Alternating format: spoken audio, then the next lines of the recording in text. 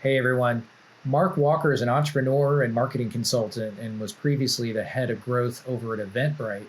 In 2020, he founded his company GTM Works to help startups with the many go-to-market pains that they face when they're trying to get up off the ground. In today's episode, I got a chance to sit down and talk with Mark about his journey into the SaaS and tech space and how he's helped companies move from outbound only marketing to creating effective inbound strategies from the ground up. The tips that he's put together for organizations are really super helpful. And I think for anybody who's listening to this and who's thinking about these things, this is going to be something that's going to be helpful for them. There's a lot to unpack in this one, so let's get into it.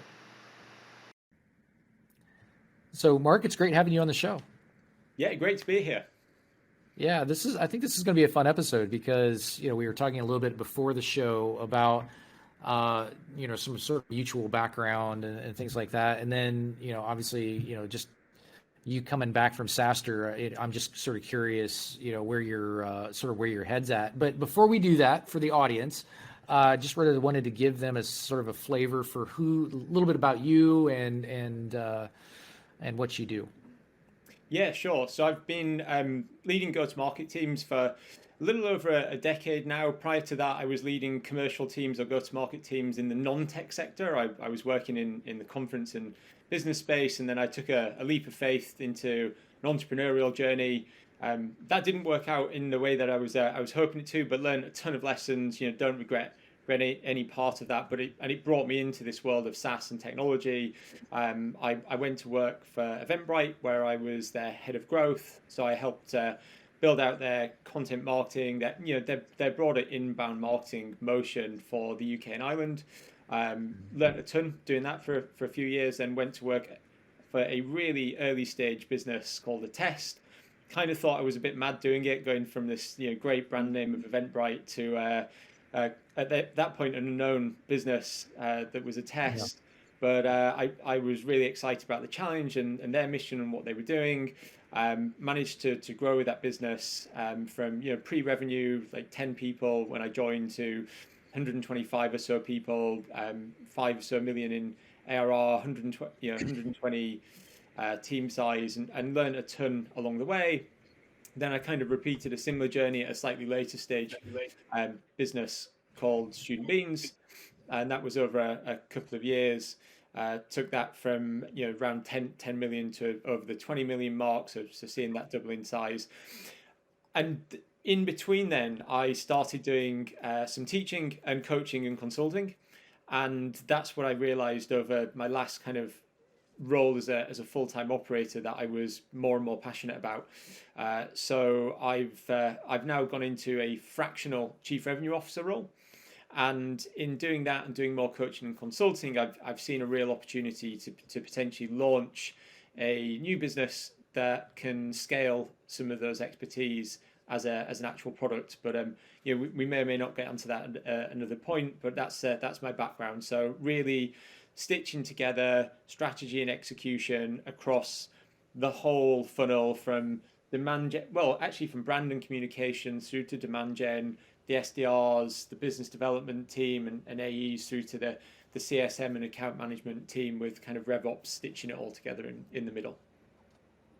Yeah, so there's so much to unpack, I think, with that, because I'm just, as I'm formulating questions in my mind, the thing that clearly, on this show we talk about a lot is really understanding from brand through demand all the way through to lead capture, all into the sales funnel, to a sales pipeline, to be able to close, and that obviously encompasses a lot.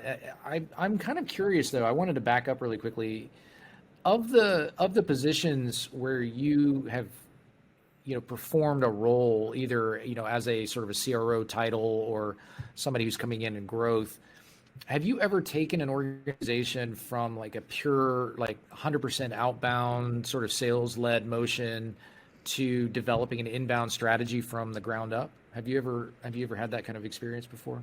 Yeah, pretty close to that. So in the last role that I was in as a full-time chief revenue officer, it was pretty much pure play outbound sales. When I joined, there was a kind of nascent marketing function there, demand gen, but they'd never really been able to exercise that muscle or prove that it was working in a way that allowed it to get kind of funded and scale and expand. And coming in with more of an experience and both an experience in executing inbound marketing and demand generation, but also the kind of belief and the ability to articulate its power on a business, I was able to help build that function over a couple of years and help, and that would help accelerate the growth of the revenue. So I think that's one of the things. So I'd like to drill in on that if I can. Sure. So there's a mentality when you come in that sort of role where the sales leader has most of the sort of the control and the sort of the ear of the executives, to be able to come in with a different opinion or a different take on how growth can occur requires a lot of organizational change, right? I mean, there's a lot of mind changing, there's a lot of organizational change. I'm kind of curious if you could maybe walk us through what that looks like, because the reason I'm asking is we have so many listeners right now, and there are so many agencies and businesses that I talk to on a weekly basis where this is the conversation. Yeah. And I think having some insights from somebody who's been there and done that is really valuable. So maybe you could walk us through that. Yeah, sure. So it definitely isn't an easy thing or an easy journey. Luckily I was working with a fantastic sales leader, and I think one of the first things to realize, right, is when you're building the relationship with that sales leader is you've got to put their self-interest at the heart of how you are operating. It's not because they're selfish, but their mode of operating is to win for the business as well as for their team and for themselves, right? So what you really need to do is show that by working with and partnering with and supporting this new marketing initiative, you're not muscling in on their territory. You're not trying to take away credit. You're not trying to build this separate fiefdom. What you're doing is trying to create another muscle that strengthens the sales org, right? It makes them better. It means they're more likely to hit, beat, and exceed their targets. So you've got to frame the narrative to start with in that self-interested way. And then, of course, the second thing is you've got to start proving that you can do that, right? You've got to build the credibility. You've got to build the trust there. And so in order to do that, you have to be able to say, look, here's what we're going to do. And then you've got to start delivering it. And so what you don't want to do in the early days is overpromise, right? You really don't want to overpromise. You've got to start relatively small and say, hey, we can get X number of qualified leads, and get them over to the sales org, and then have a really great conversation, right? I think too many go-to-market leaders, marketers, rely too much on purely the database, right? Or the data coming in. It's a really important component. But let's say, and this has happened, right? The sales leader, the marketing leader goes, hey, we got X number of fantastic leads that we landed this month, and this percentage were from target accounts, right? That sounds like a real win. But then the sales leader goes, yeah, but look at the quality of the leads of those target accounts, right? Like it's a student, it's a student, or it's some a random secretary or something, a receptionist. It's like we're never going to be able to sell to them. And suddenly there's a bit of egg on the face of the marketer who said, hey, we've delivered all this fantastic thing. So rather than going declaring victory straight out of a dashboard, you need to have this conversation and dig under to have a qualitative understanding of what's being driven. And so, firstly, you've got to frame it right. Secondly, you've got to set clear boundaries and be rigorous in agreeing what they are. And then the third thing is you've got to go and deliver it. And don't just trust the dashboards. Dig in a little deeper. Go and speak to the sales team. Go and speak to the sales leader. And do it regularly. So one of the first things I did was pull together a cross-functional go-to-market weekly catch-up, where we looked at everything right across the funnel, and we would talk as a team about what was working, what wasn't, what we were seeing on the ground, what was the feedback. You know, there was no like blame, right? It was a completely open forum to be as honest as everyone needed and wanted to be, and that helped facilitate some of that trust. So that's kind of some of the process I went through to build that. Yeah, I think that's really key. And I think, as with most things, the ability to develop organizations, deal with personalities, have the right sort of argument in a positive way, right? An argument for or justification for the strategy, and being able to back that up to be able to like start building credibility. Those are like the hard things, right? Developing a strategy, tactics, execution, all that kind of stuff, I would say is sort of secondary to getting buy-in and building relationships and those other things that we just mentioned. So, it feels like that makes a lot of sense, and it feels you probably do that with your fractional work as well, right? You're coming in and you're having those conversations sort of from an external, semi-external perspective, but you still got to do the same thing over and over again, right? Just having those same kinds of conversations, and a lot of those, it's hard because it's not scalable, quote unquote scalable, right? But I think when you do it well, it makes all of the other things that you want to implement or do, not only is the credibility already there, but the ability to get it done faster is there. Yeah, look, I totally agree. The irony is that soft skills are often the hardest things to develop and get really good at. You're dealing with people, right? And people are incredibly multifaceted, and on any given day, you think you could have won over that particular relationship, but they've had a bad day, they've had an argument with their spouse or whatever, and they're an entirely different person, and you can blow it up. So relationships and soft skills are really, really hard. However, they're absolutely essential to kind of work successfully at that level. And secondly, I would actually say that you mentioned they're maybe not scalable. I would maybe argue they're one of the most scalable things you can do, right? Because if you can learn to work through other people, then that's incredibly great leverage, right? Yeah. And there's a fantastic book, Andy Gove's High Outbound Management. Highly recommend, like, if anyone's not read it, go and take a look. And one of the things he talks about is the leverage that executives get out of good meetings, right? Because if you can have good meetings, you as a senior executive can leverage that throughout the organization. So actually they can be highly scalable if you get it right. Yeah, and so I actually agree with it. I think maybe I stated it wrong. It has more to do with the fact that building relationships is one of those things that is hard to scale because it is a relationship. You're investing in that other person as much as they are investing in you, and there are connections that are being built. And sometimes those things don't happen as quickly or frankly as seamlessly as you would like them to. It is really more, I think, from that perspective I was coming at it. But I totally agree. Like, leveraging the people around you, managing through teams is the biggest change I think that a lot of individual contributors have trouble with, making the leap from individual contributor to manager, and being able, and then changing the way that they look at how to get things done, right? And that's a leap that a lot of people have trouble with, but then if they do it well, you see the fruits from that. Yeah, and on that point, Eric, I do agree. You can't shortcut relationship building, and and it does. I do remember making the transition myself, right?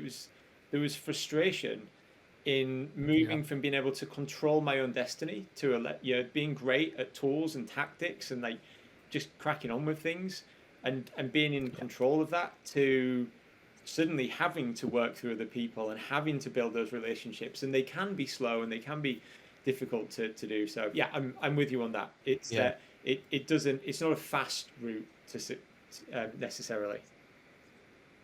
Yeah, I think that's right. And so how, just sort of shifting the subject a little bit, we talked about going from a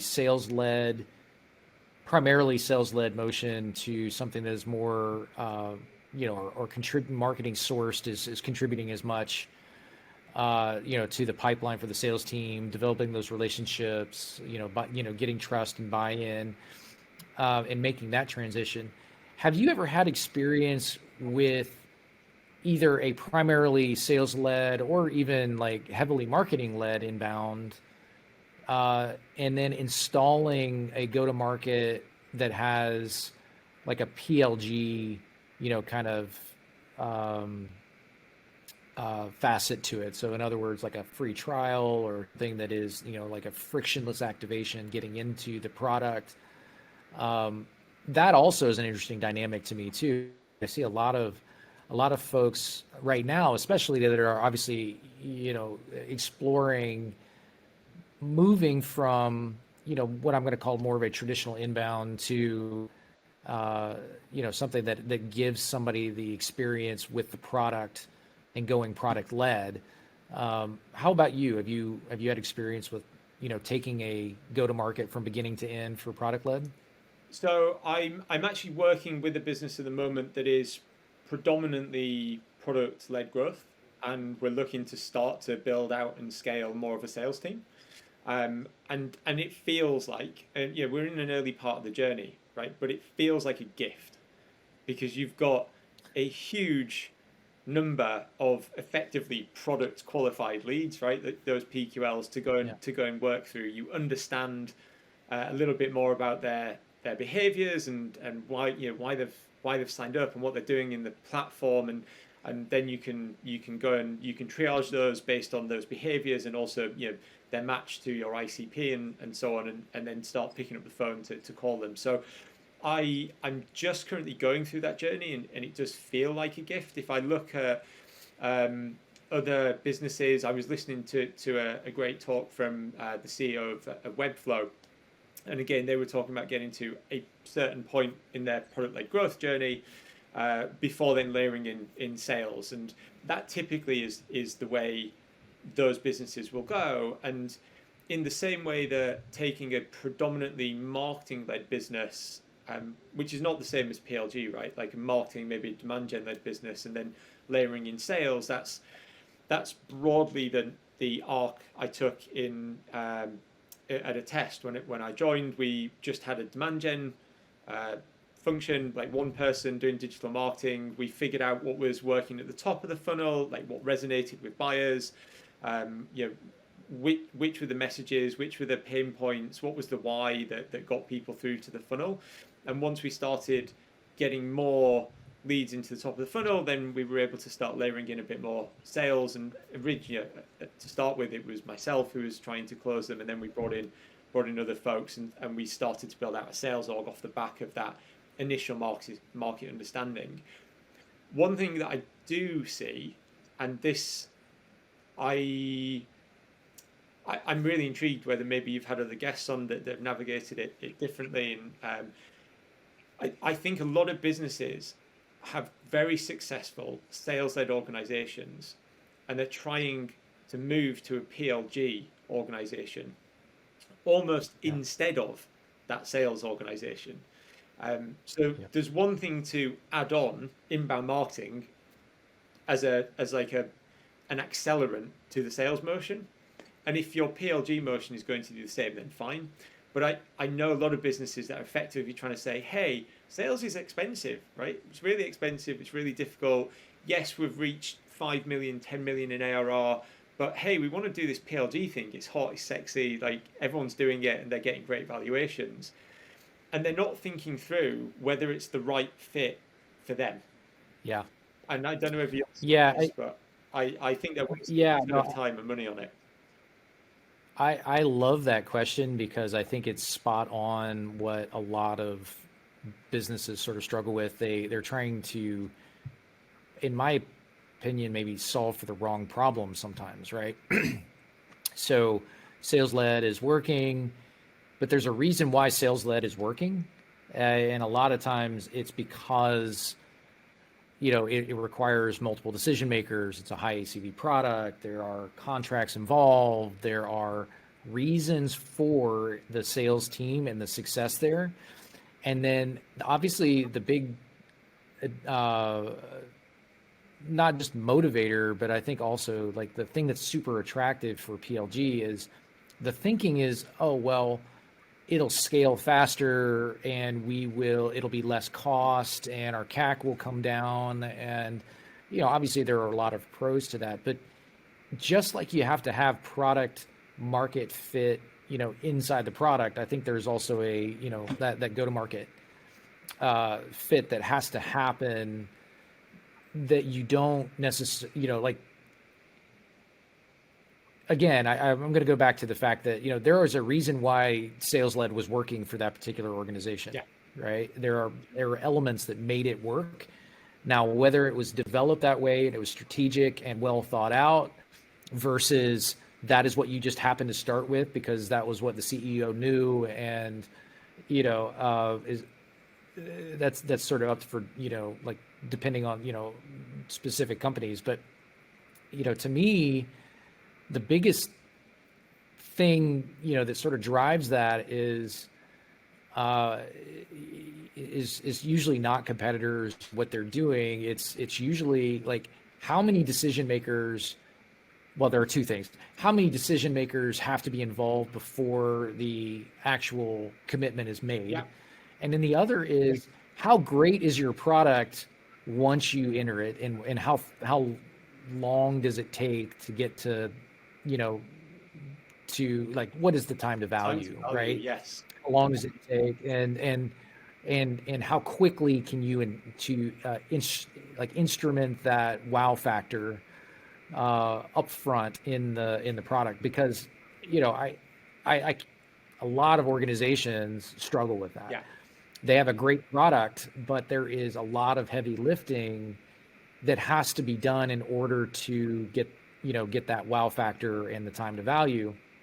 A lot of enterprise type solutions come to mind when I think about that.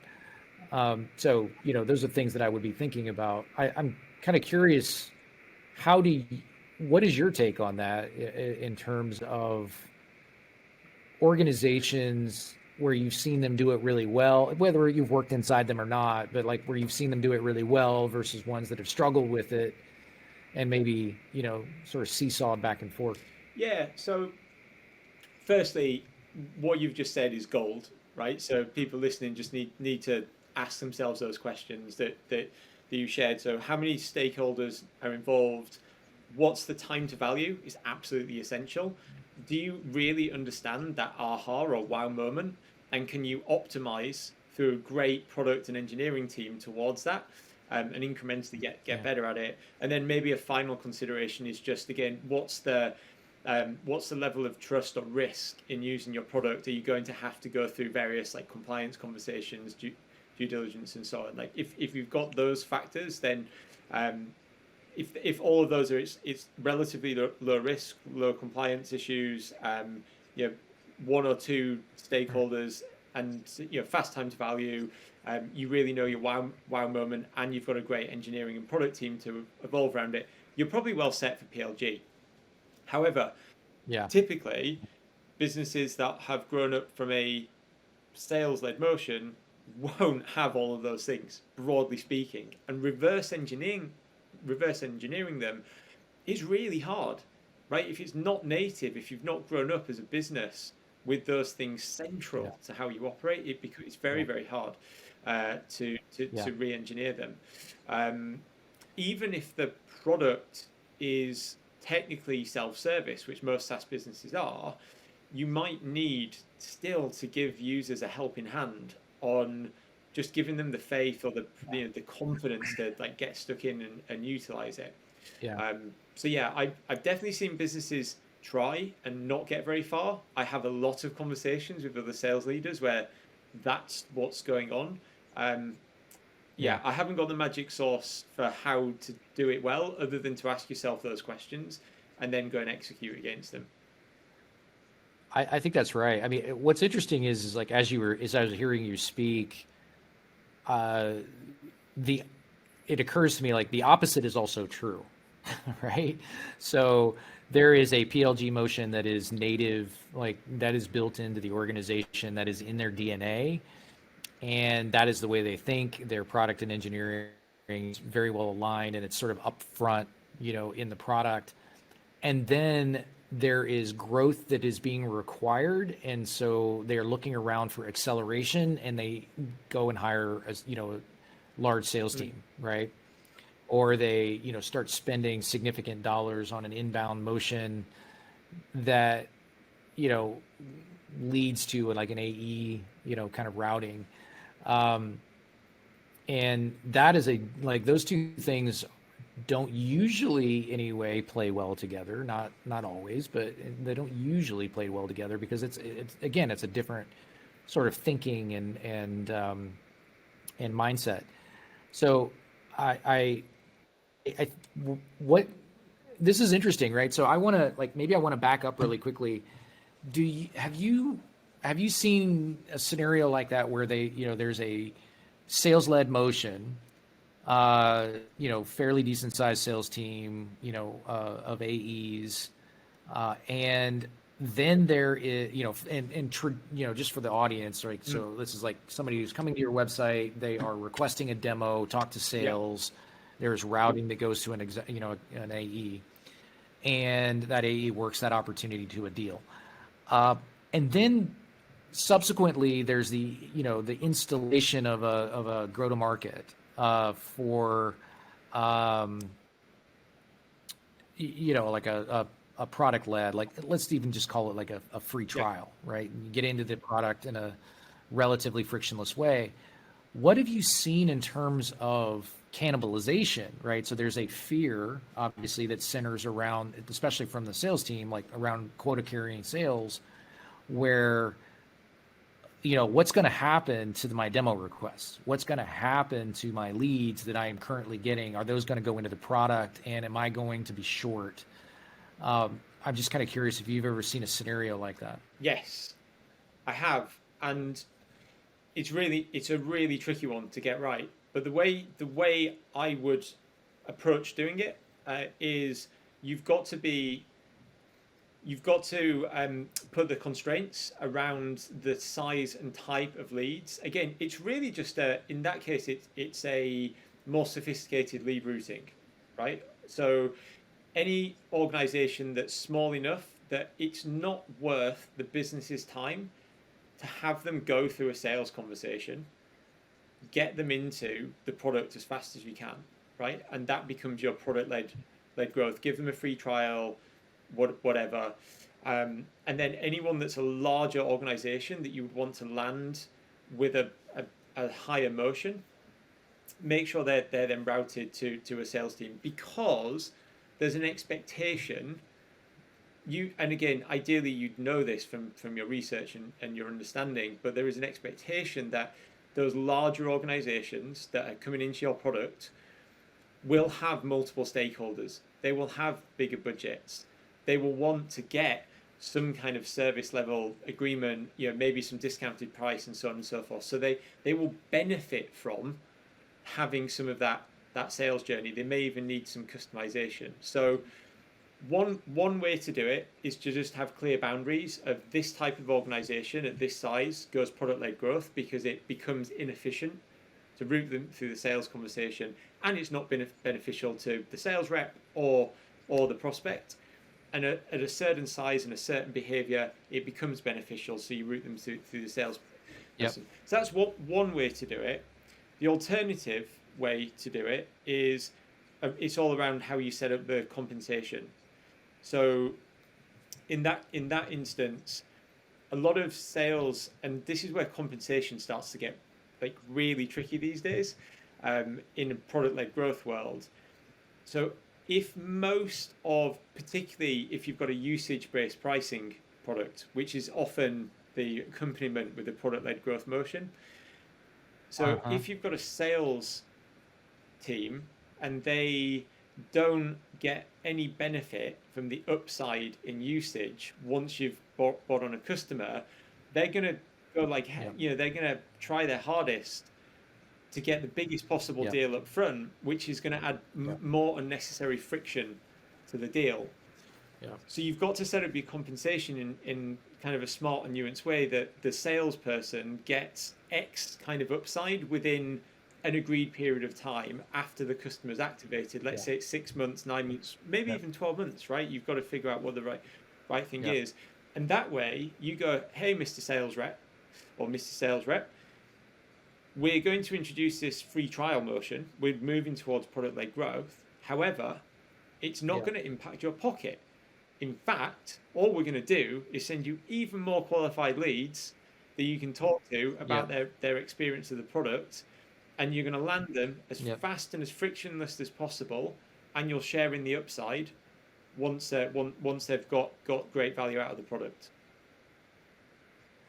So that's fascinating to me, because I mean, if you really sort of distill what you just said down into like its core element, it's really, people go where you measure and incentivize them to go. It is human nature. And so if you think about it from a human nature perspective, and you're thinking about like, what would I do if I were that person, and you manage, or you create a compensation structure around that, and you manage according, it gets the alignment the way that, obviously you align it to business requirements, but in terms of like getting people to change dramatically, you got to start there, right? That is what incentivizes, for lack of a better word, the correct behavior that you're looking for. Exactly. And so you said something a minute ago. You said, there's, you introduced the sales team. So I think, like, I have a fundamental question. Well, actually, I have two. One is how do you determine, like, do you have when you're thinking about it, do you, like, is there some sort of lead scoring, or is there a tool that you use to determine where they get routed? Like, if it goes to purely 100% self-serve versus surfacing it to a rep, like, what does that look like? So account is created, right? Form is filled out or whatever, front of site, account is created, login instructions are sent, and then, like, how do you determine, like, the bigger customer that is deserving of a sales rep? Sure. Like, what is the actual process? So as always, these things, it depends, right? It depends on the product and the company and so on. But broadly speaking, whether it's a usage-based, if it's a SaaS business with a usage-based pricing system, broadly speaking, there's going to be more usage the more people that are utilizing it. So it's somewhat analogous to what now feels like a slightly older school model, which is the seats-based system.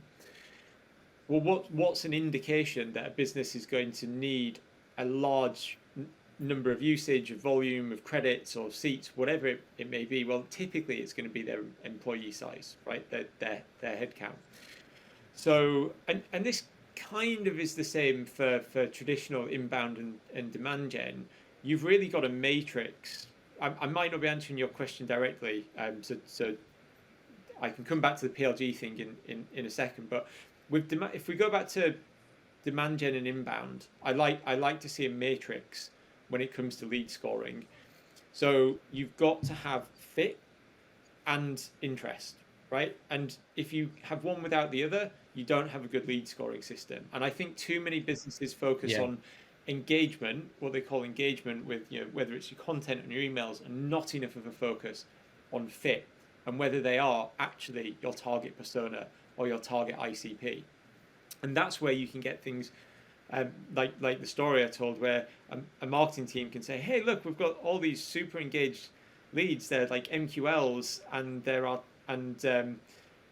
they are in our target industry, let's say, but they're not actually your target persona because they're an intern, right? They've got zero decision making power. So you've got to have that matrix. Yep. So the same thing will work or does work in the PLG motion. You've got to figure out, well, what's the boundaries of a sales interested lead, Is it Yeah. X headcount? Is it a particular vertical? Is it they're in this particular country? Whatever that may be. Anything above that gets routed to the sales team once they've hit a particular threshold, right? So once they've signed into their free trial. If they haven't signed into the free trial, there's no conversation to be had, right? You still need to be nurturing them from a marketing perspective to get them into that free trial.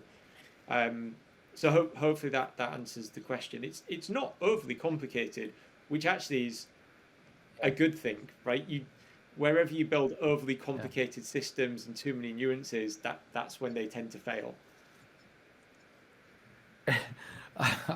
I love that last part because I think that is so true. We do tend to sort of overcomplicate things. Finding that balance I think is really sort of tricky. Because we want to do like sometimes we sort of outsmart ourselves, for lack of a better word. I think that's true.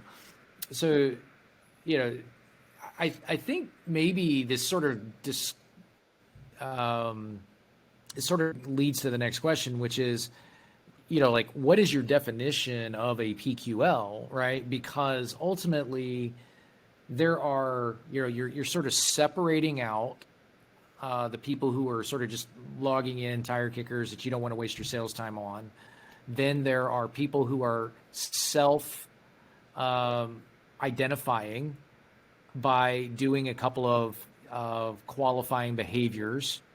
And then there within that firmographic fit plus intent, like if we would sort of like equate this to demand gen, right, or in an inbound motion, there's a firmographic fit plus an intent inside the product that would equal PQL, and then within that there's like a subset of, as you just described, like either company size, and it's all going to be based on the company criteria, but company size, employee count, that sort of thing. And sort of depends on like if you're usage based or,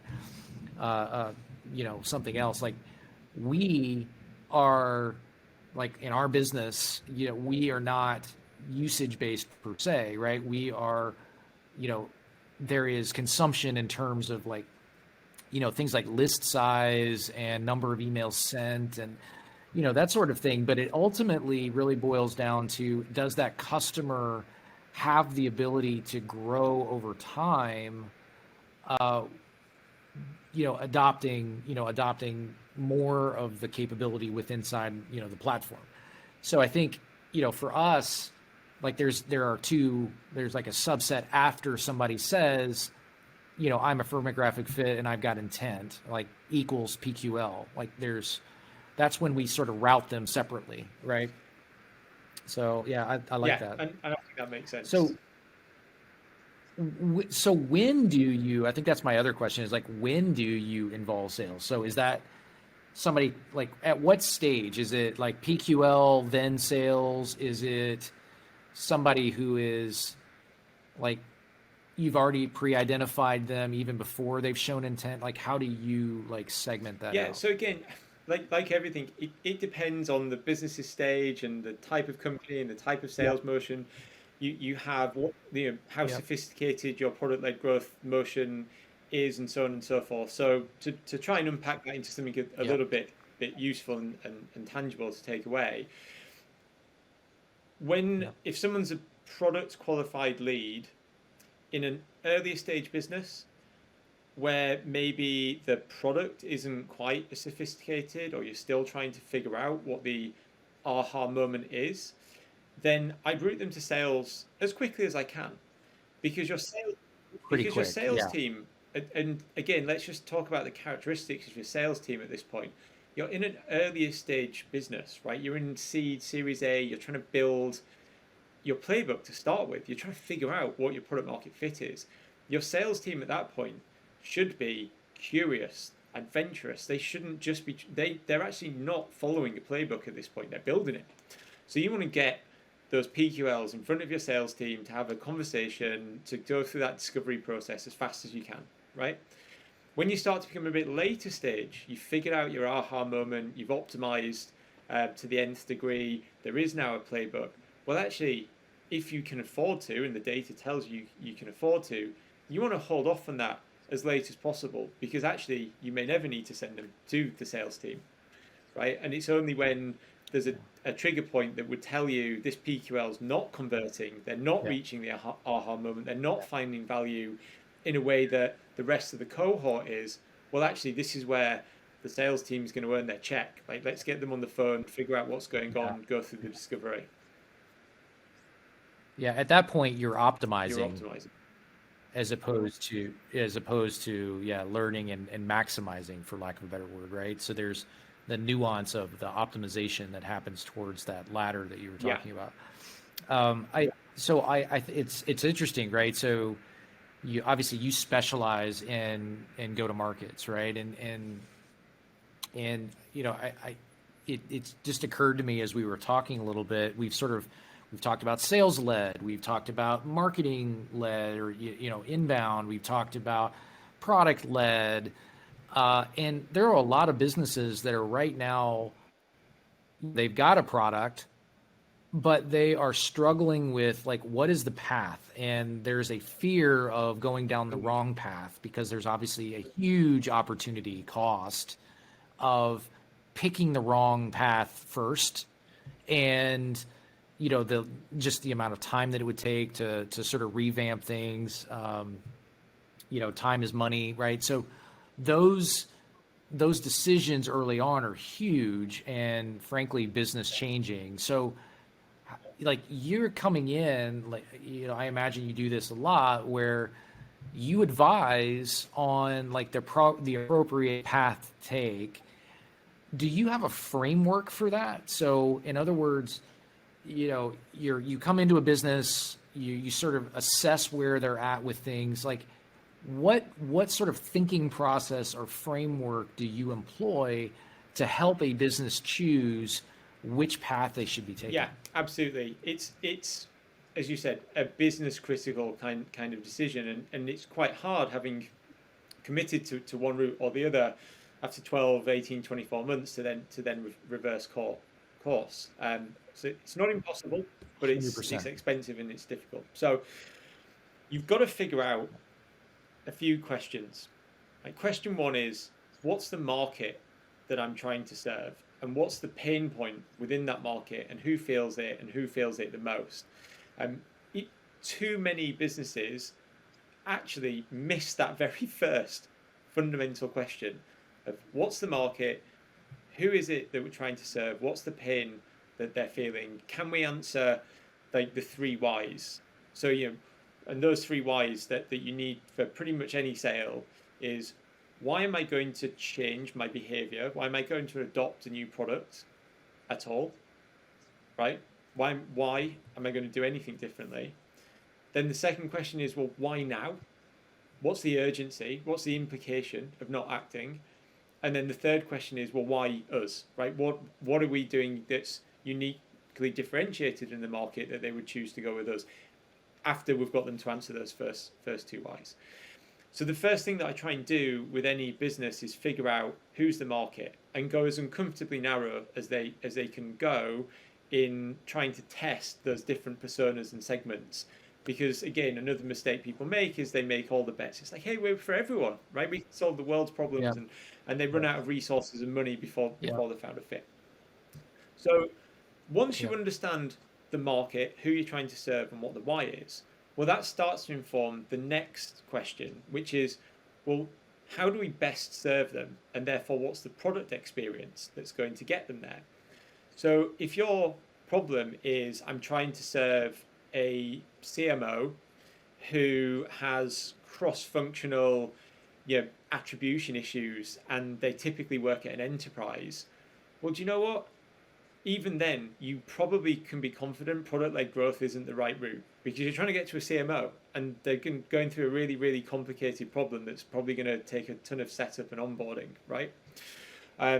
Equally, if you're trying to serve an engineer who's trying to figure out like a particular pain point within the product experience that they're building, then actually you typically know they don't want to speak to a salesperson. They want to experience something. They want to work with the code. product-led growth probably lends itself really well to that. So the first question is market.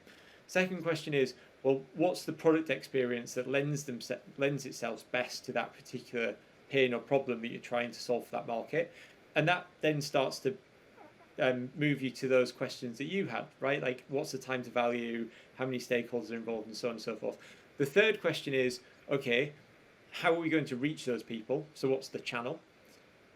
Again, you're going to be informed by your answers to the previous two questions. Like, is that channel going to be PPC? Is it going to involve salespeople?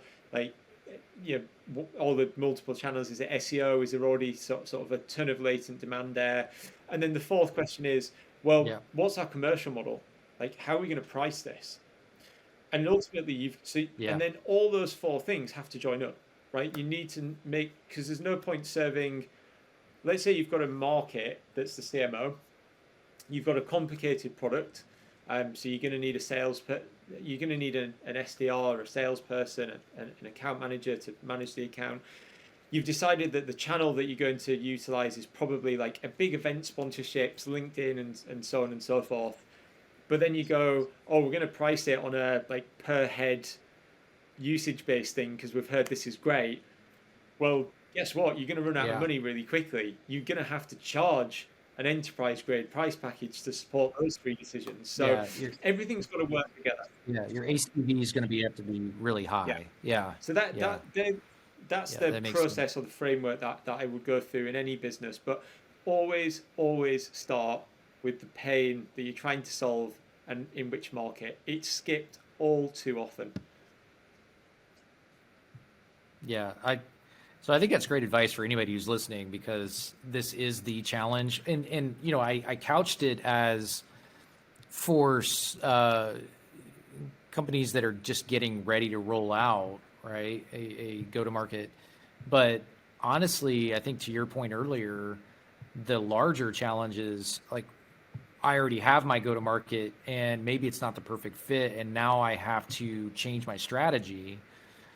There's a lot of internal, friction that happens because you're already heading down a path. You've already got momentum. You've already got training, and organizational change, is also super difficult. So I think it's really great advice as a general framework for anybody who's thinking about this. And just that's really, if I may, cool. Just to pick up, because one of the conversations I hear a lot in businesses that I'm speaking to is not just the sales and marketing misalignment, right?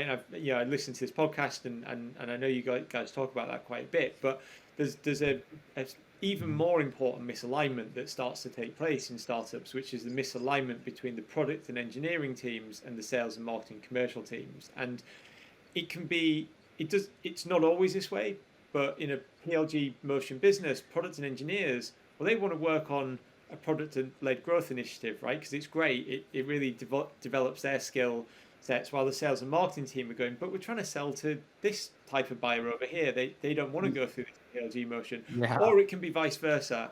And so you get this divergence and friction. And so when you're in a company, my advice to you, if you're on the exec team of a startup and you're not happy with how things are going and you're reevaluating your go-to-market, don't think of go-to-market as just sales and marketing, right? That's a mistake. Sales and marketing is an extension of your go-to-market, but they typically execute some of the tactics that come out of it. It's really important to think of your go-to-market holistically, and do you have a product-market fit or a market-product fit that genuinely works? Because if not, you can throw all the money in the world and all the tactics you want at your sales and marketing piece, and it's still not going to resonate. So I do see that as an issue. I love that as an add-on to anybody who's considering it, because I think that's 100% right. It has to run holistically through the organization. Like if you're going to lean into it, it's not like one department or two departments, right? It's a major investment. It has to sort of permeate the DNA of the organization for sure. And it is like some organizations can't make that shift. And the ones obviously the ones that do, you can sort of see it in the marketing, you can see it in the product. There's dedicated resources around it. You're resourcing for it. That it's central to like all of the conversations, 100%. right? Yeah. So I love that. That's great advice. Yeah. So Mark, this has been a great conversation. I really appreciate it. Like I've got 3 or 4 other questions that I've sort of wanted to get to, but I know we're out of time. So how, like, for anybody else who's been listening and has sort of gone through and or they're considering this themselves, and they've got questions, how would somebody get a hold of you? Like, what's the easiest way to Sure. chat So with you? LinkedIn is probably the easiest way. So it's Mark Walker at GTM Works, or by all means send me an email. It's dead easy. It's Mark at GTMWorks.com. GTM being go to market, works, i.e. we get it to work. So Mark at GTMWorks.com or LinkedIn. Would love to hear from anyone that's listening. Mark, this has been a great conversation. Thanks so much for joining Absolute us. pleasure. I appreciate it.